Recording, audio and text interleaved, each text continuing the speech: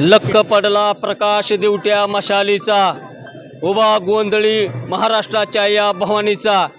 246 मतदारसंघ बार्शीमधून आदरणीय दिलीपरावजी सोपल साहेब यांचा जो विजय झालेला आहे तो या तालुक्यातील अतिशय गंभीरपणाने होणाऱ्या या दहशतीचा, विकास कामात केलेल्या अडथळ्याचा आणि सर्वसामान्य माणसाला केलेल्या त्रासाचा, याच्यातून सर्वसामान्य माणसांनी दिलेला हा कौल आहे। आणि इथून पुढच्या कारकिर्दीमध्ये आदरणीय सोपल साहेबांच्या नेतृत्वाखाली निश्चितपणे या तालुक्याच्या विकासाची घोडदौड आपण सगळे मिळून, म्हणजे अगदी वैदू समाजापासून ते मराठ्यापासून ते अगदी 96 कुळी सगळ्यापासून आपण निश्चितपणाने या ठिकाणी विजयाची घोडदौड सुरू करणार आहोत। अतिशय अटीतटीची लढत या ठिकाणी म्हणता येणार नाही, परंतु साहेबांच्या वरती एक जो या तालुक्याने विश्वास दाखवलेला आहे, गुंडगिरी, पैशाचा वापर याच्या विरुद्ध सर्वसामान्य माणसांनी केलेली ही लढाई आहे।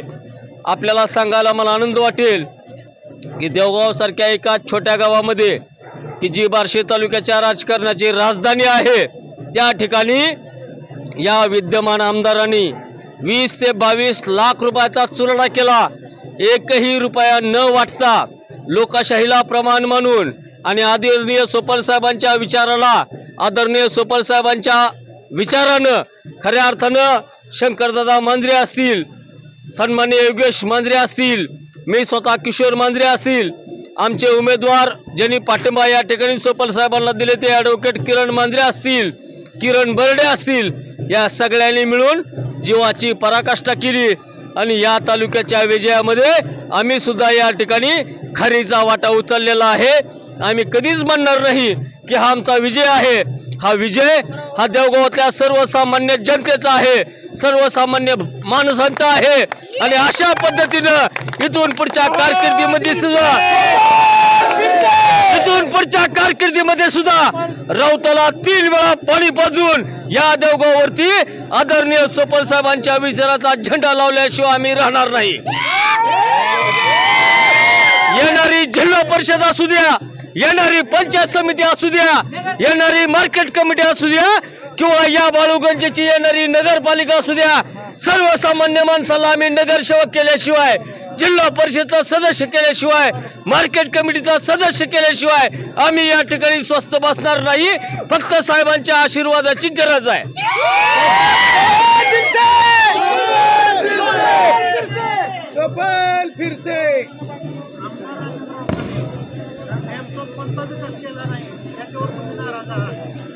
नाही, विकास हा तालुक्याचा किंवा सर्वसामान्य माणसांच्या रोजीरोटीचा विकास केला पाहिजे, परंतु केवळ स्वतःचा विकास करणं म्हणजे जर तालुक्याचा विकास करणं असेल तर त्यांना दिलेली ह्या तालुक्यातल्या संपूर्ण जनतेने चपरा काय ह्यातून त्यांनी धडा शिकवला पाहिजे, धडा शिकला पाहिजे की आपण सर्वसामान्य जनतेचा विकास केला नाही, केवळ माझं घर, खुर्ची माझी माता, खुर्ची माझा पिता, खुर्ची जनता, अशा पद्धतीचं विकासाचं राजकारण कधी यांनी केलं नाही।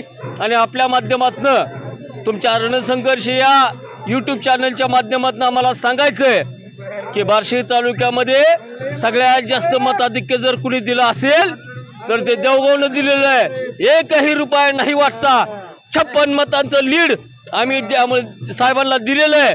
आणि साहेबांच्या चरणी शंकरदादा असतील, मी असेल, योगेश असेल, ॲडव्होकेट किरण मांजरे असतील, यांनी सगळ्यांनी फक्त एकच विनंती केलेली आहे की पहिला सत्कार हा बार्शी तालुक्याची राजकारणाची राजधानी म्हणून ज्या देवगावकडे बघितलं जातं त्या देवगावमध्ये पहिल्यांदा सत्कार आपण स्वीकारला पाहिजे। अशा पद्धतीची विनंती वैदवस्तीच्या वतीनं, आमच्या देवगावच्या वतीनं या ठिकाणी आम्ही केलेली आहे।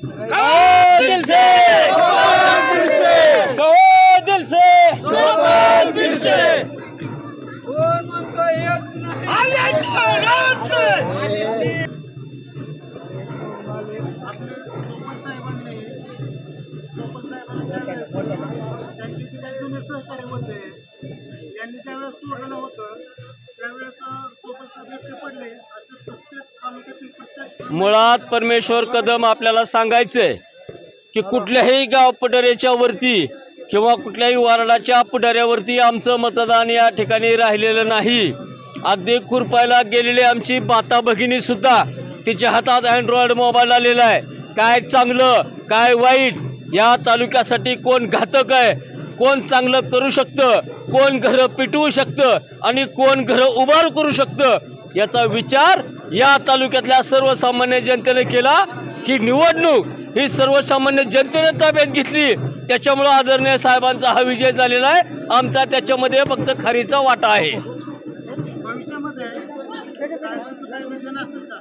साहेबांचं विजन हे या तालुक्यातल्या प्रत्येक तरुणाच्या हाताला काम मिळालं पाहिजे, या तालुक्यातली गुंडगिरी दहशतवाद संपला पाहिजे, या तालुक्यातला छोटा मोठा व्यापारी असेल, अगदी छोट्यातल्या छोटा केळेवाल्यापासून सफरचंदाचा गाडा लावणाऱ्यापासून ते आमच्या वैद वस्तीतला एखादा छोटा मोठा उद्योजक असेल, त्याच्याशी प्रामाणिक राहून खऱ्या अर्थानं इथून पुढच्या कारकिर्दीमध्ये MIDC सारखा उद्योग असेल, एखादी मोठी नॅशनलाइज किंवा जागतिक लेवलची कंपनी या ठिकाणी आणण्याचं स्वप्न सोपल साहेबांचं आहे की जेणेकरून या ठिकाणी हजारो युवकांच्या हाताला काम मिळेल, अशा पद्धतीची भूमिका आदरणीय साहेबांची आहे।